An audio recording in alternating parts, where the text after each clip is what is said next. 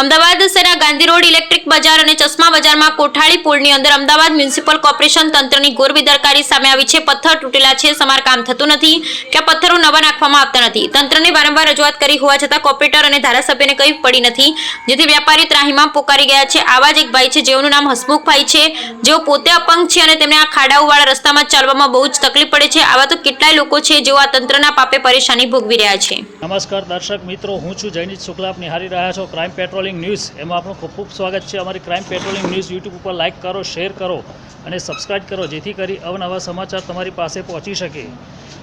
જયનીત Shukla, crime reporter.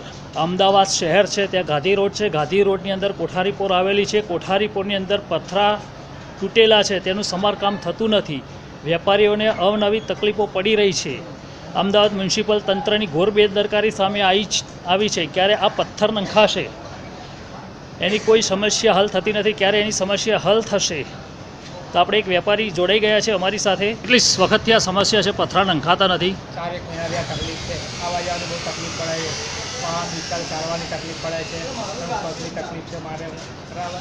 આવવા જવા માટે ખૂબ જ તકલીફ પડે છે, પડી જવાનું બીક લાગે છે।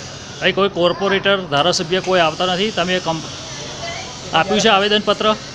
સમય પ્રમાણે જ્યારે એમની જરૂરત પડે ત્યારે આવે છે, પછી કોઈ દેખાતું જ નથી? કોઈ જે જોવા આવતું નથી, બરાબર। અને અવારનવાર આ કચરા નાખીને જતા રહી જાય, બરાબર, કામ થતું નથી। તો તમે શું સંદેશો આપો છો? સંદેશ અમે એવું કામ સારું થાય અને આવવા જવાની તકલીફ ના પડે।